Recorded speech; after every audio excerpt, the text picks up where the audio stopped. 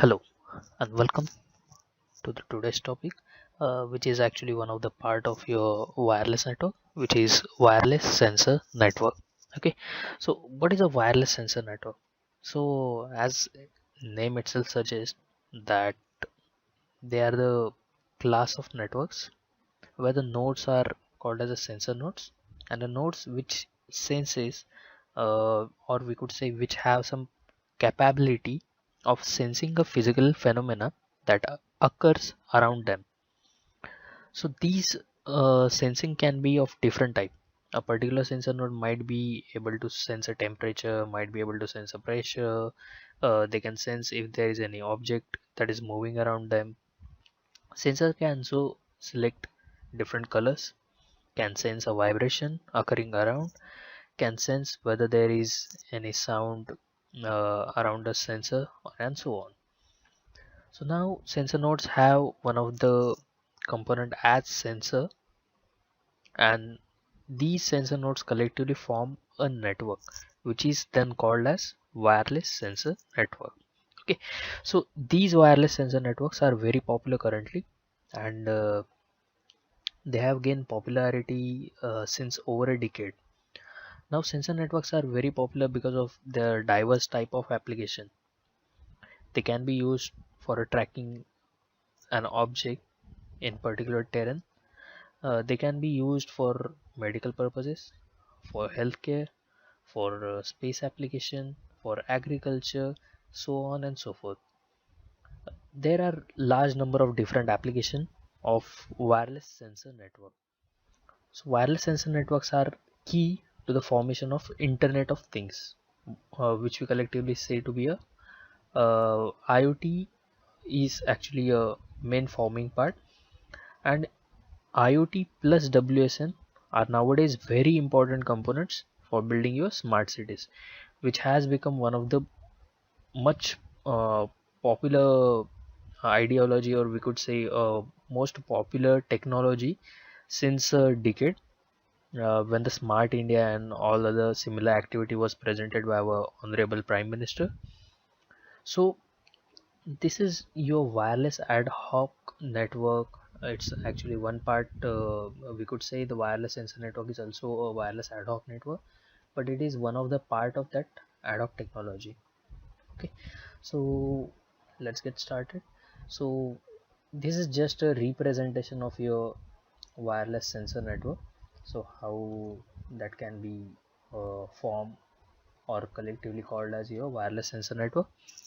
So in general, you could easily understand that there is some heterogeneous network, and there's having some sync node, there is having an internet and a user. So whenever from a network to an internet there has to be a connection, so obviously there has to have different sensors, there has to have different sensor nodes, there has to have a sync which will collectively collect all the data and transfer it over to an internet. So always sync represents more important or a vital role in a wireless sensor network. Okay, so this is actually a basic diagram, or you could say basic components of your wireless, or the part of wireless sensor network, a sensor node. So what it could consist of? So there are actually n number of elements associated with this sensor node, but directly before getting into those things, I'll require to explain something more. So wireless sensor network actually consists of your large number of sensor nodes. Okay. So they are densely deployed onto an we could say on area, because deploying a single sensor or something like that will not be sufficient for us to say that to be a wireless sensor network. So that's why we need to have a large number of sensor nodes. Okay, so they must be densely deployed. It should not be simply like at some regular interval they are placed. So they has to have a densely deployed.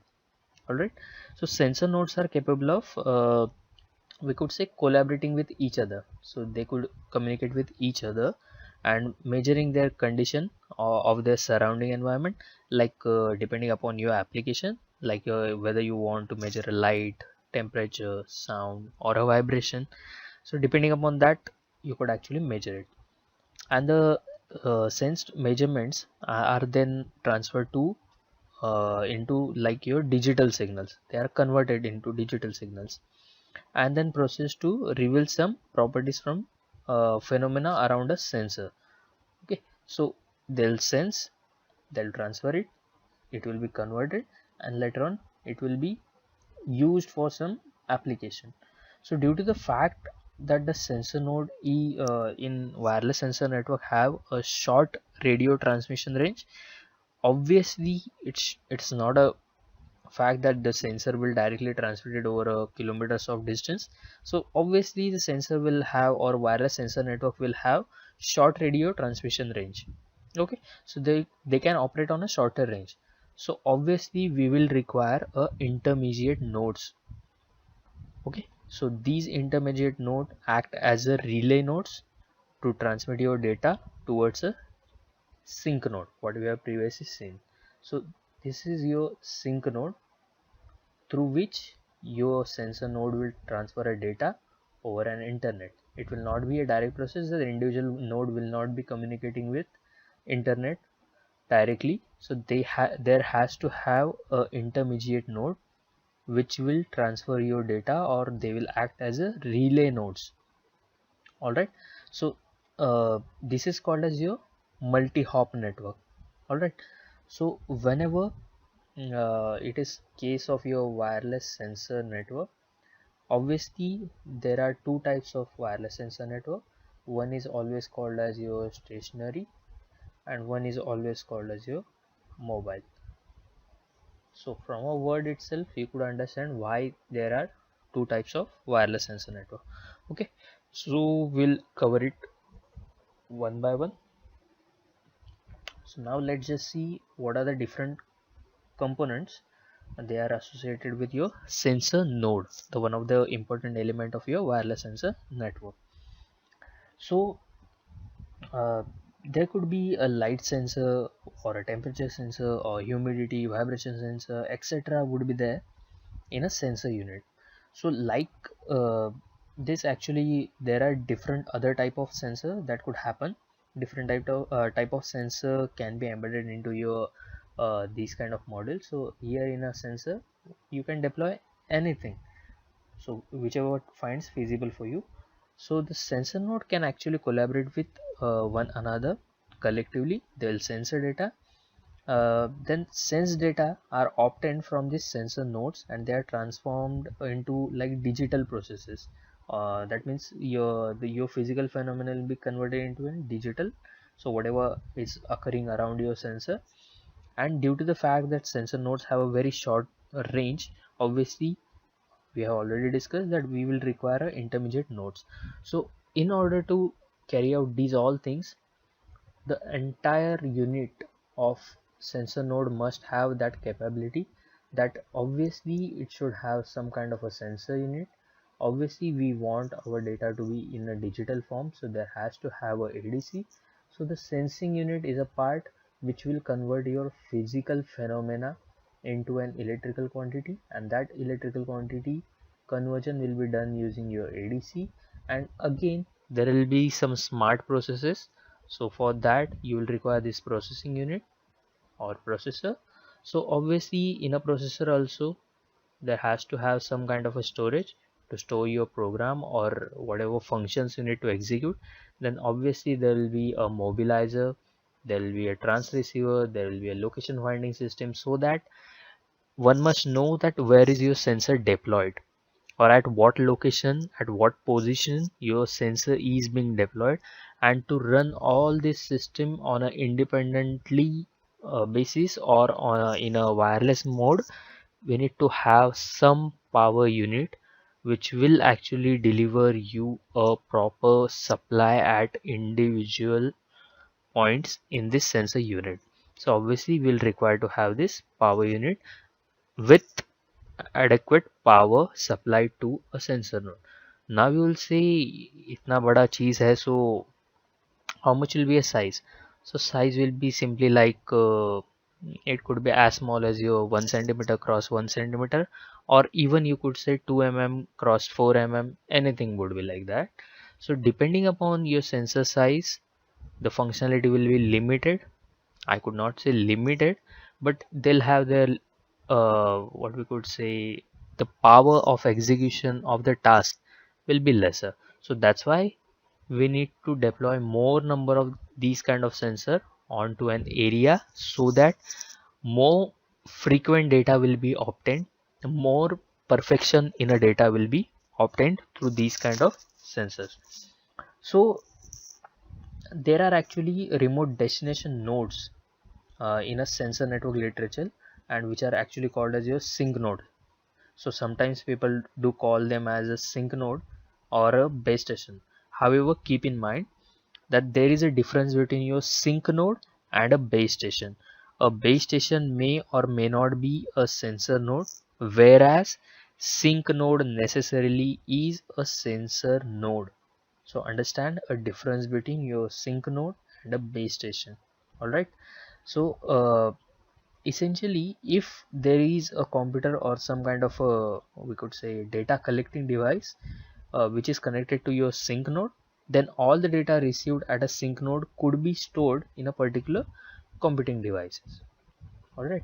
So these are actually different elements you need to understand while we are dealing with your uh, different components associated with your wireless sensor network.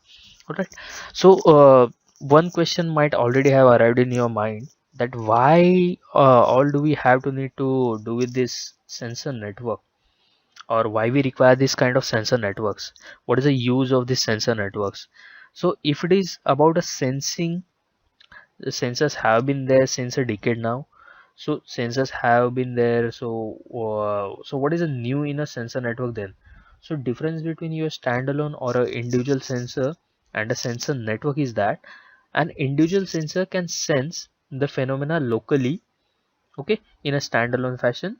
In a sensor network, you can actually deploy a multiple such sensor and sensor nodes over a large area in order to get an idea about what is occurring in that large area. So basically, to have a bigger coverage sensor network, which is actually useful. So if somebody wants to remotely monitor a particular area, in that case sensor network becomes very useful. They come out to be very handy, you could say. So remotely in unmanned fashion monitoring a for a particular region, the sensor network becomes quite handy. So sensor network can be classified broadly into two types. All right. So one is obviously your, I have already told you that one is your stationary sensor network. So this is what most of the literature talks about in sensor network community. People do talk about mostly on a stationary sensor network. There is a what we could say, a classical form of sensor network. So stationary sensor network means that all the nodes in a network are stationary. None of your node in a network moves. All right. So whereas in mobile sensor network, it is essential that some of the extreme cases all the nodes in a network would move. So that is actually a main distinction between your stationary sensor network and mobile sensor network. So there are multiple application of your mobile sensor network. So like we have previously seen in a previous video, you might have seen a VANET and all those things. So at that point this becomes a more important parameter, mobile sensor networks. All right. So basically, uh, when we try to deploy a sensor node on an ocean, or if you'll try, then we could say the node will be mobile due to fact that there will be ocean waves and currents. Or even if you deploy it on your vehicle, then obviously there will be a movement. So that's why these kind of networks have been utilized. So such a network is going to be a mobile sensor network, not only ocean but different terrestrial environments also. There are different sensors like truss or sensors which you can actually fit on your trucks, buses, cycles and all those things. So they basically move on your road. So these because of mobility of these vehicles, uh, we could say this network is quite difficult to form and to operate. That's why these mobile networks are quite complex than your stabilized network, or what we could say your uh, non-moving, or we could say better word is stationary networks. All right. So nowadays people are talking about like aerial sensor networks that comes under actually your UAV, unmanned aerial vehicle. So if these UAV are fitted with some kind of different sensors, then what we have are aerial sensor network, or UAV based, we could say a sensor network. So there are actually mainly two classification between your stationary sensor network and mobile sensor networks. So these UAV also comes under your mobile kind of a structure. So there is a movement, so that's why that UAV sensor network would come under this category. All right. So let's get moving ahead with the wireless sensor network communication architecture. So whenever we say that wireless sensor network is there, obviously we need to have some kind of appropriate architecture in order to achieve a appropriate sensor network. All right. So obviously whenever we need to understand these kind of things, we need to understand it's a wireless sensor network communication architecture. So in that case there could be a media, we could say that would be your internet. All right. Or maybe you could say even like satellite you could introduce. All right. But satellite becomes quite a difficult task, but yes, we could include that in our in our diagram. So obviously there has to have, we have seen previously we have seen a diagram at a front page. So there has to have a sync at the entrance between your internet satellite and your other network. All right. So other network will have numerous nodes.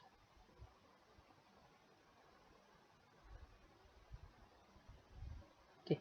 So obviously there will be some path which will be followed to transfer your data, and it will be passed on to your uh, sync node. All right. So this will be called as your sensor field. All right. And these are called as your sensor node. All right. Then there has to have internet sync this entire network, but the important parameter comes here is actually your task manager should be there.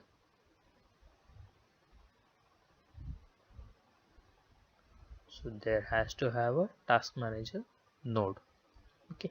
And obviously it will be a user based. So whenever it comes out to be a basic wireless sensor network communication architecture, these elements at least should be there with your architecture.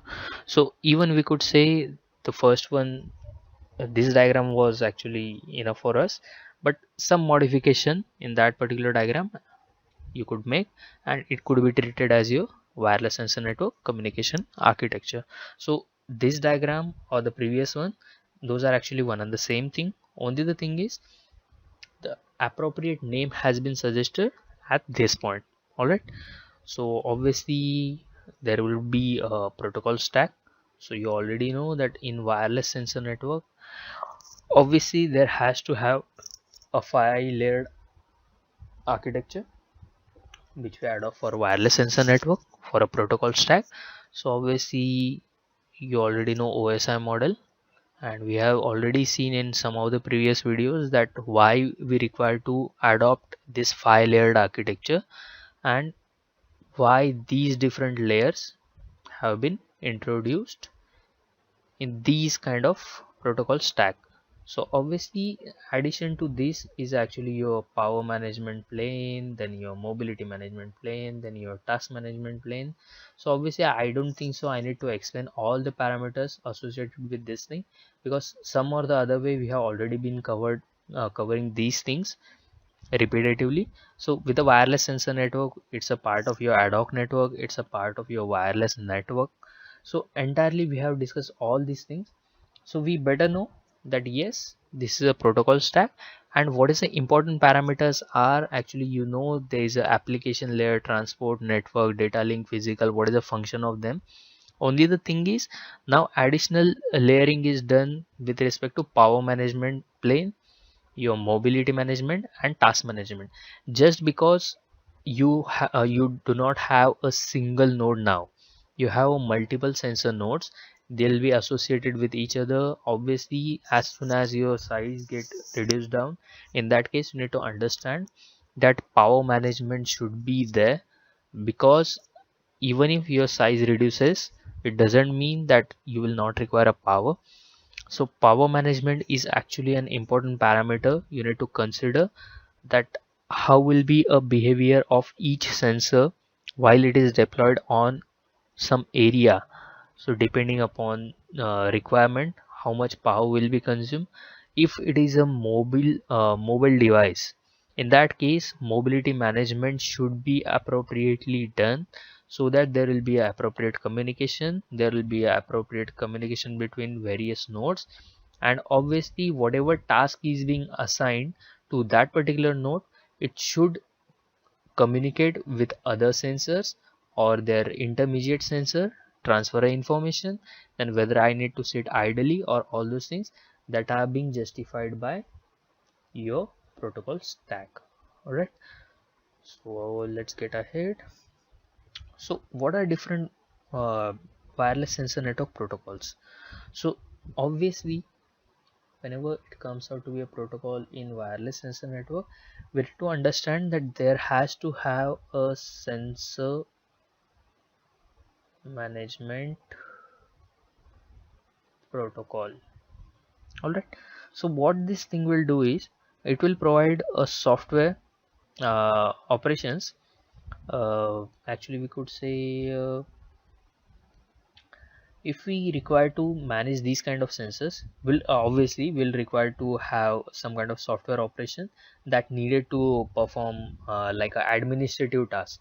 So sensor management protocol will be, actually we could say, it will perform a administrative task. So I'm just giving you a keyword so that you would understand. So for example, it would be like moving your sensor node or turning them on and off. These kind of admin tasks will be performed by your sensor management protocol. Alright, then again there has to have a sensor query and data dissemination protocol. Alright, so what it will do is, it provides user or user application with interface to issue a query or respond to a query. Alright, so again we could say, there's actually, it's called as SQTL. So these kind of thing are called as SQTL. So now you'll ask, what is SQTL? So SQTL is actually sensor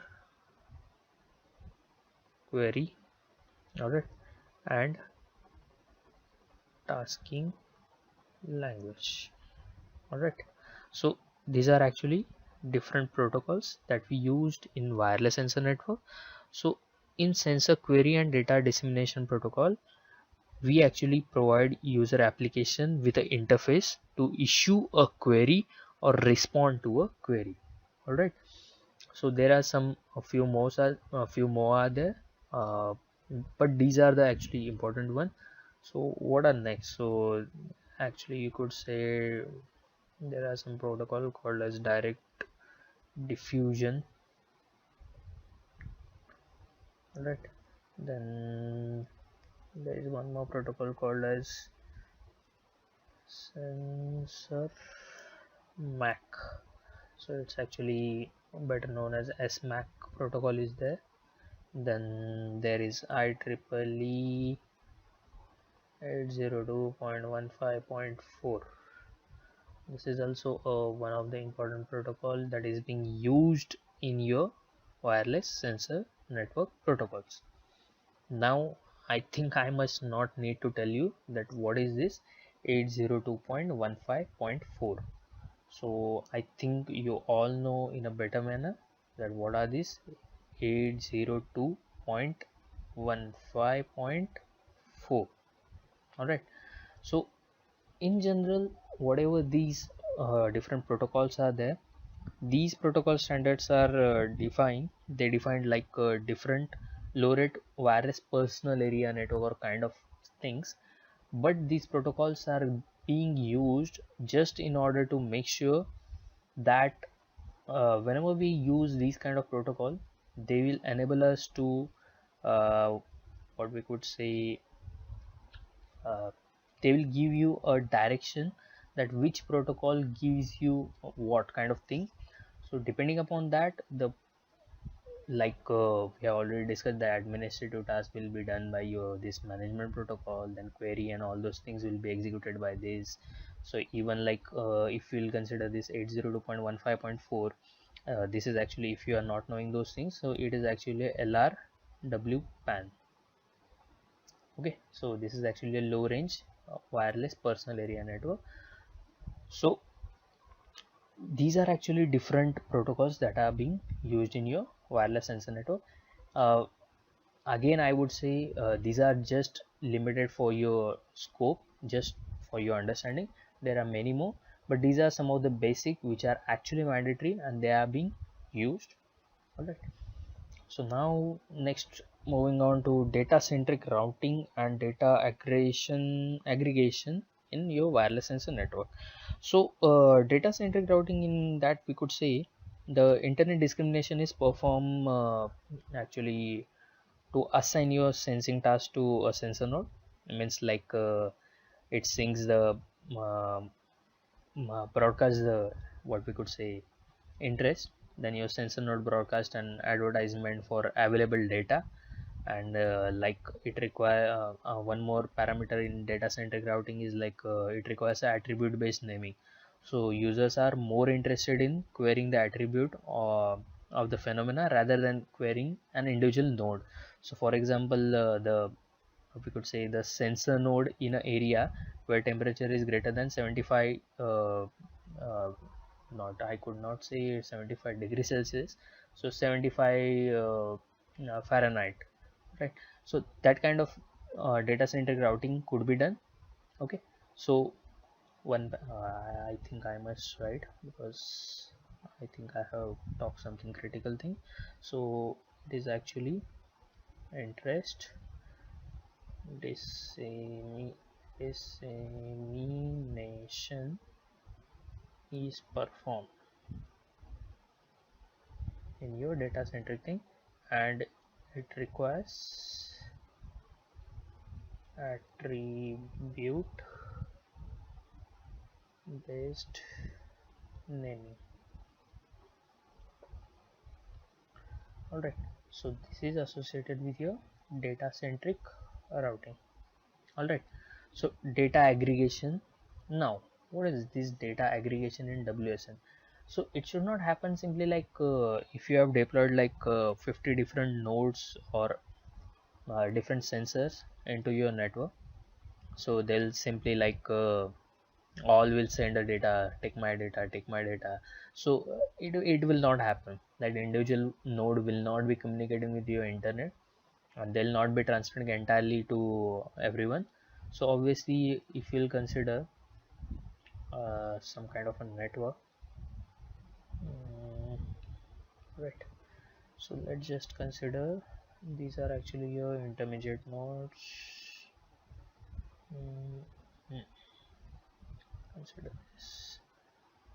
this is connected to this one is also connected to this will send data to this will connected to this is connected to this, right? So if you want one more, then connect it to this. So I'll just say B, C, D, E, F, G and H. Okay, so actually the meaning of data aggregation is your data is coming from different, or we could say multiple sensor nodes, and they are aggregated if they are about the same attribute or the same phenomena. When they reach the same routing node on the way back to your sink. So it simply means that this entire network is actually for example, we'll consider this entire network is actually used for your temperature sensing. So in that case there will not be an issue. So obviously they'll take a appropriate path to reach this sink node. Okay, so these are actually your intermediate node. So these different nodes will sense a data, they'll pass it on to an intermediate node, and later on it will be passed to your sink node. But even if it's not a same attribute, then also they must find a appropriate node associated with their characteristic. So if the temperature is associated, then obviously you will take this particular path. If there is a humidity or that kind of network is being there, so in order to have a separation between these different attributes or different phenomena, they must take a appropriate routing node. So these are actually called as your routing node. Okay, so by making these kind of thing, what will happen? So what will happen is actually it solves actually a implosion and overlap problem. Okay, so I'll just write it down: solves implosion and overlapping problem. All right, and again they'll be more energy efficient. So these two three problems will be solved by using data aggregation in your wireless sensor network. All right, so sensor nodes. So what is mean by your sensor node?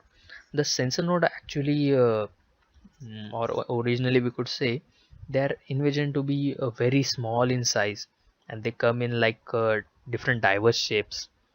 So the sensor nodes are typically comparable to size of your fingertip, or even you could say half of your finger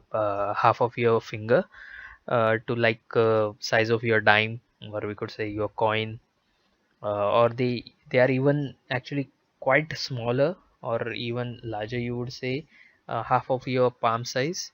So now this is regarding a size, and regarding a shape of a sensor node, they come in actually different shapes like circular, spherical, and all those shapes are there.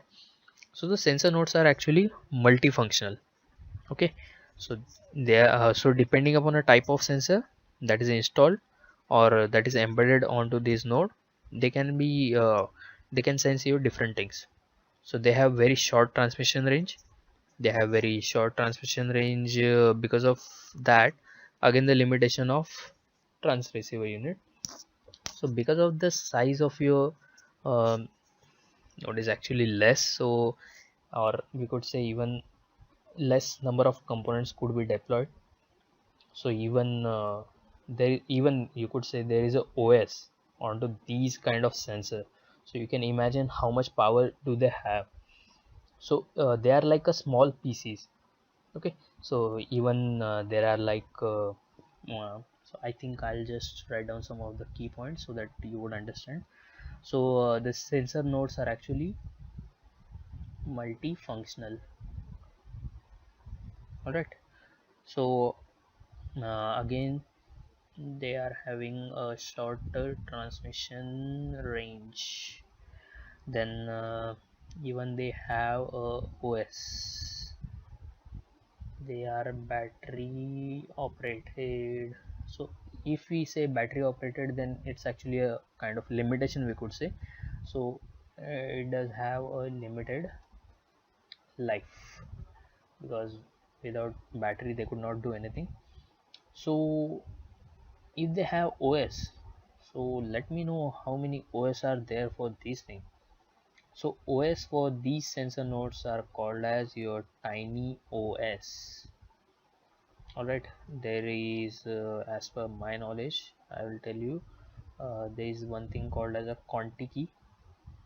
Then there is actually Mantis is there. Then again there is actually BT nut is there. Then there is actually a sauce, and actually there is one more called as nano RK is there. Okay, so these are different OS available for your sensor nodes. Okay, so these many I know. If you know it, then it's good. So I think I know 1 2 3 4 5 and 6 one. All right, so I'll just explain you about what is this TinyOS and what are the different characteristics. So TinyOS is actually they do deploy or they do use kind of a event driven programming model instead of multi-threading, because obviously we need to keep it minimal, what we could say, or lightweighted kind of OS. So they do have to use event driven programming model. So if someone asks you what is the betterment of this TinyOS, so you must know they have event driven programming model. All right, instead of multi-threading, we don't have multi-threadings, right? So and now you'll ask which language, because that is actually one of the best habit of an engineer to ask कि कौन सी language में लिखा है वो तो बता दो. So tiny OS actually tiny OS is written in actually your C. Okay, so what is actually a kind of architecture of this thing, or we could say how if I need to say this your tiny OS is actually modeled. So this your tiny OS is model like your hardware abstraction layer is there at the bottom. Okay, then there is actually actuating segment is there. Then there is actually again a sensing, because not just a sensing would not work, so sensing should be there, and again there need to have a communication. So this is the second layer of your uh, TinyOS. Then there has to have a application layer. So application layer is actually they used to have a user component. All right, so this is your third layer, and the main thing is actually it's called as main layer. It includes what we could say, uh, it's actually a scheduled based task. In this kind of individual sensor nodes are there, so that's why they must have a scheduler should be there. Okay, so this main layer consists of your scheduler. All right, so I have just drawn it in a 2D form. If you want, you could actually extend it to make it like a 3D. Okay, so it's not quite a good diagram, but I think you could understand. Okay, so this is your tiny OS model.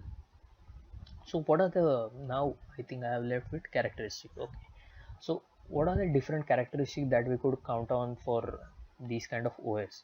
So it's actually they have a small memory footprint. So what we could say, um, non-preemptible first in first out task scheduling. All right, so I think you know FIFO. So FIFO is being implemented in this thing. So the keyword we could understand better, so I'll just write those: small memory footprint. In that you could actually understand what is FIFO. So non-preemptible you could say FIFO task scheduling is done with this thing. Then they are these are actually, you could say, they are power efficient. So why power efficient? So actually it puts microcontroller to sleep once the work is done, and it puts even your radio to sleep if there is no work for or if it is not being scheduled to do some task. And one of the major thing is actually concurrency intensive operations. Okay, so what is this concurrency intensive operation? So it is actually a we could say these are actually event driven architecture. Okay, so they have actually efficient interrupts and event handling, so that's why these tiny OS are being used. So if someone asks you about the characteristics, so you must know at least some of these things. And even whatever I am telling is actually some of the basics of this tiny OS. So if I'll consider some of the complex we could say uh, sensor modes, so like MICA sensor modes, or even like there is a smart dust mode. So they have actually yes, here it goes. So MICA sensor mode and all those things. So this MICA sensor mode you could understand from a diagram itself, then that how much complexity is there in uh, what we could say this actually a nanotech, or we could say in a smaller unit you have actually these entire architecture. Like there is a atmica 103 controller, even DS240 is there, then radio trans receiver is there, then again the power regulation IC is there for your 3 volt, then there is actually a serial peripheral interface is there, then there are digital IOs, analog IOs, programming lines is there. So you could understand that how much complex structure is being deployed or is being designed to work like your sensor or sensor node we could say. So these kind of structures are actually quite vast, so you could understand from that that how much complex structure is being deployed onto or into in a wireless sensor network.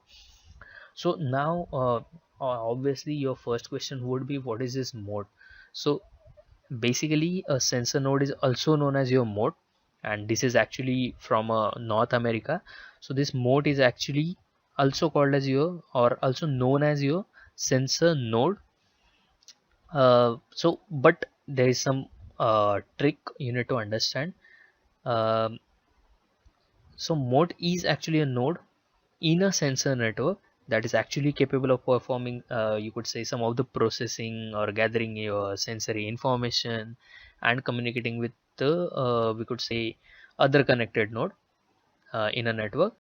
So but there's actually one problem that a mode, will repeat a statement, a mode is a node, but node is not always a mode. Okay, so these are actually a trickier things associated with this mica mode and smart dust mode. So so you would say what are different, what is the more specification of this mica.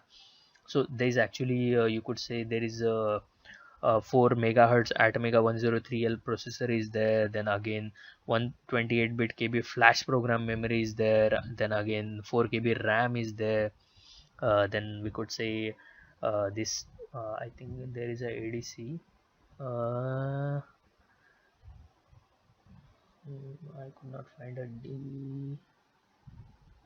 Okay, so there's actually a 10 bit, we could say 10 bit analog to digital converter is there, 3 hardware timers are there, serial peripheral interface is there, then again your co-processors are there to handle your wireless reprogramming and all those kind of things.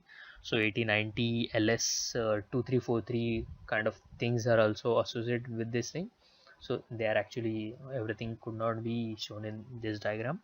So even like uh, your RF monitors, or what they better called as your trans receiver, or it is also known as your RF monolithics TR1000. Here it goes. So this TR1000 and all those things are, these are actually trans receiver RF monolithics. So even Maxim 1678 there is actually a, we could say DC to DC converter is there just to provide a constant 3 volt supply. Okay, so these are actually different kind of processing powers have been assigned to this small processor. So even for your smart dust mode, so they are like a dust kind of a, or sprinkle sensors are there, so you can actually spread it among area, and they'll communicate with each other, and whatever task is being assigned to them, so they'll give you a data back. So even these smart dust mod specifications are like, even I could say, they have 4 megahertz Atmel AVR 8535 processor. Then there is actually a 16 KB flash. No, I'm sorry, not 16. There is actually 8 KB flash memory for instructions. Then 512 byte of RAM, 512 byte of your EPROM, E square PROM. Sorry. Then again, actually, there is energy which is being stored in that particular dust mod is actually nearly around 1 joule of energy is being stored. They have OS of this, what we have seen previously, tiny OS is there with 3500 byte OS code space and 4500 bytes available for code space. All right. So these are, so you can understand now how much complex structure we are dealing with. So these kind of platforms you need to understand, you need to focus on them, and you need to learn these different platforms. So then only you will understand what are the different things you are facing nowadays. So let's get down to a next thing. So what are the different development platforms are there for your wireless sensor network? So there is actually your crossbow is there, then your dust networks is there, then again I could say there is actually a, I'm sorry, so there is actually a sensoria cooperation is there, co-op, I'll write 1 2 3. I think there's one more, amber cooperation. Again there is actually a world sense. uh, I think I know this many, I just forgot others. So these are actually development platforms are there, WSN development platforms. So they are actually this crossbow, dust network, then sensoria cooperation, amber cooperation, then world sense. Okay.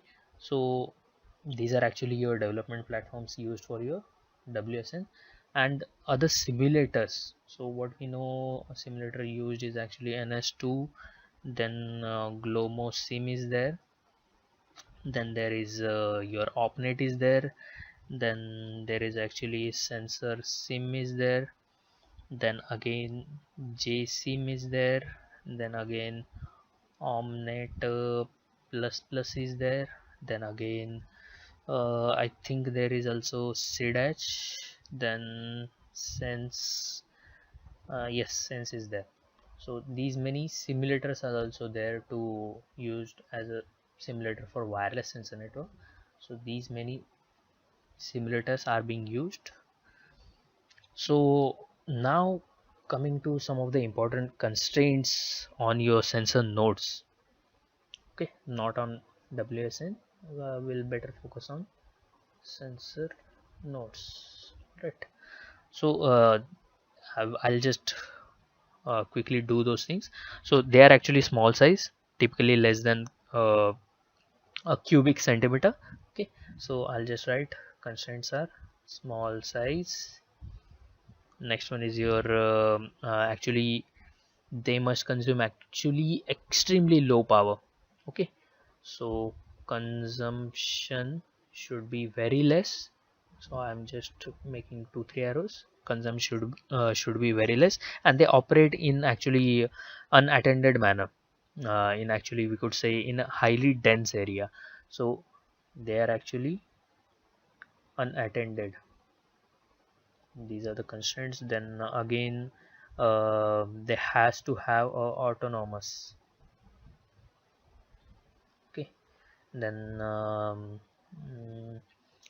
obviously when you say you need to deploy these in a densely manner, so in that case obviously the cost should be less. All right. Then they must adapt the environment, so whether it's a heat or whether it's kind of a cold environment, they must adapt. So these are actually some of the constraints that we need to consider while designing our wireless sensor node, or just we could say a sensor nodes. So these are the constraints. So what are the different applications? So application, you could do anything like temperature measurement you could consider, then humidity level you could consider, then even like lightning condition you could control, then even like your air pressure, how much is the air pressure in that particular room or some industrial spaces, or even like soil makeup. Okay, then again you could say a noise level in that particular region or that area. Okay, then again we could say vibrational kind of thing, so vibration in that particular area. So these are actually different application, or even more are there that we could actually use for the wireless sensor network. So what are the common challenges now? So the challenges are like obviously like uh, other networks, there are some challenges like there has to have a scalability, then quality of service should be there, then energy efficiency should be there, security should be there. Obviously it's ad hoc network, then again you will say security, so yes, security must be there. So what we have said is actually scalability, then second one is quality of service, third one is energy efficiency, then again one security, right? So now I think you understand these things. If you not still I'll explain what is scalability. So they must provide acceptable levels of service in a presence of large number of nodes. So typically we have already seen so how typically throughput decreases at a rate of 1 upon under root of n. So what is n is actually number of nodes. So in a previous video you can go and check it out, the same thing. So scalability is actually 1 upon the root n. So you can understand what are the parameters, so how your throughput decreases. Okay, so quality of service means offering a guarantee in terms of like your bandwidth, delay, jitter, packet loss. Then there has to have obviously we have a limited bandwidth, so unpredictable changes in our channel characteristic will be there. Then energy efficiency is obviously like node is having some limited battery power, even the nodes need to cooperate with other nodes for relying their information. It should not happen that I have transferred the information, I don't know or what next sensor is doing or whether he has transferred or not. So they are not a human, so by the way they, and that will not happen. But it should not happen that some node is idle or he is dead and the information was transferred to your dead node. So that's why energy efficiency is what is actually your node must transfer that to some other prioritized node. Okay, then there has to have a security.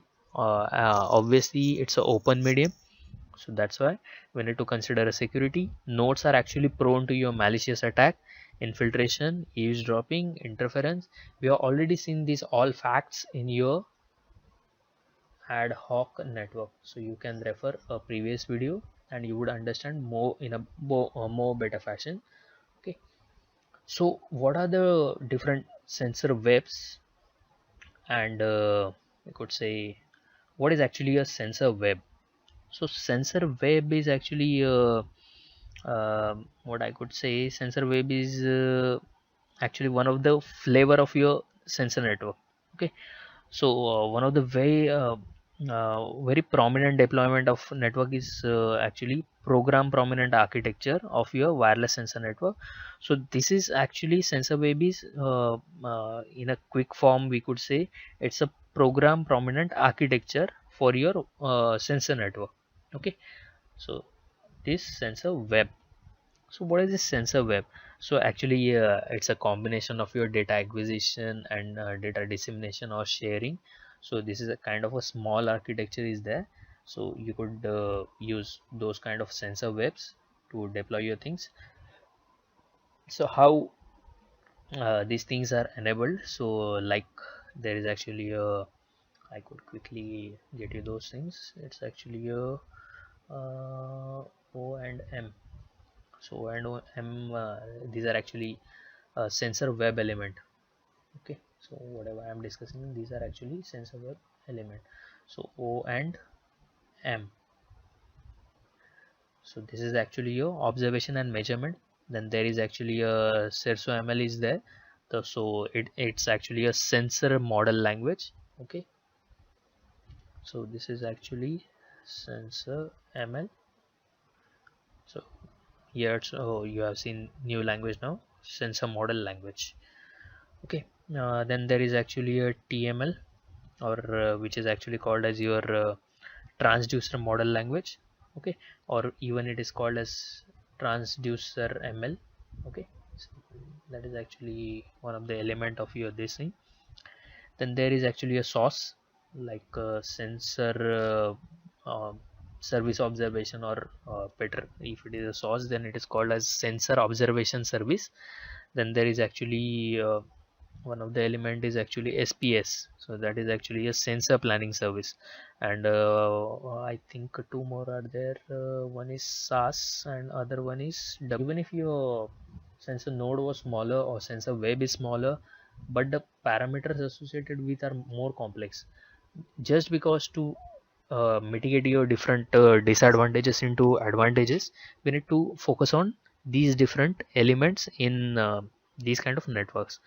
So now these, in a many of the different aspects, they there had been simply called as some cooperation in wireless ad hoc network, or sensor network is there. So these sensor networks like ad hoc networks have specific requirements. Okay, so in terms of cooperation, so cooperation means by the intermediate node there has to have a cooperation uh, between your source and destination node. The reason is that these are actually multi-hop networks, like your ad hoc network or a sensor networks. They are these are actually multi-hop networks. So because of that, the intermediate nodes, they would have to cooperate, but at the same time these nodes are intermediate nodes, and they are actually very much energy constrained. So that's why uh, in general, cooperation in actually this concept is actually, we could say, nodes communicate with each other with the help of actually intermediate node. So intermediate node act as your relays. So wireless nodes are actually obviously energy constrained, so nodes may or may not cooperate. Okay, so these are actually two extremities. Like total cooperation, if all the relay requests are accepted, nodes will quickly exhaust limited energy. Then second would be like total non-cooperation. If no relay requests are accepted, the network throughput will go down rapidly. So what are the issues? So issues are actually selfishness, self-interest, or we could say symbiotic dependence. Then actually a trade-off like individual nodes lifetime versus throughput. So even in these, there are actually kind of we could say some of the concepts which are actually related to your uh, human day-to-day life. So what are actually different uh, security challenges in even in a cooperation? So it's actually a open shared radio medium by the nodes, which dynamically changes your position. So there is no actually we could say there is no centralized network management, or even a certification authority is not there. So there could be a existence of a malicious node. Okay, so these nodes are actually prone to your attack, infiltration, eavesdropping, interference. So nodes can be actually captured, compromised, or we could even say they could be false route to some other node to transfer this information. So these would actually paralyze your entire network. Okay, so that's why the cooperating node, or node being cooperated, might be victimized. Okay, so the particular node will be considered as, yes, he has done something. So that's why we need to consider the behavior of node. Even the behavior of node you need to understand, and in that actually even I could say, if I think I have discussed this thing. So even node behavior is simply like so for example, it's not a scope of your discussion or for this topic, but still I'll explain this node behavior. So even for node, you need to have some kind of hierarchy. So it is like normal behavior, and there has to have misbehaving node. Okay, So if it is normal working, then yes, this node doesn't having any problem. So whether if it is doing, then was it unintentional or it is intentional. So depending upon that, two decision will comes. Again, if it is intentional, then two decisions will come. So intentional is there, then it will fail, so it will be considered as failed. And if it is other way, then it is badly failed. So even like if it is intentional, then it will be considered as selfish noding. And if it is other way, then malicious. Okay, so either if it is done by your node, or it is intentional or unintentional, even based on that, these node behavior or these things are actually considered. So even for those things, we need to understand that what are the different elements, or what are the different functions of this wireless sensor network and how they operate. So even like there is actually event aware topology management. So what it does is actually timely detection of your event of interest. Then they actually monitor the event, then they disseminate event data to actually your sync. Then they adapt actually changes to your event set, like event location, event area, event duration. So kind of these entire things sum up to what is actually a basics of your wireless sensor network. I did not get into actual wireless network details, because it would make it quite complex, because this was just a start. So what I was talking about. So there are actually various aspects of this wireless sensor network, and they are being deployed in your network for betterment of your life. So I think this would be enough for you to understand what are the basics of your wireless sensor network. Hope it was not a tedious lecture, and it was a fun. So thank you. See you in the next video.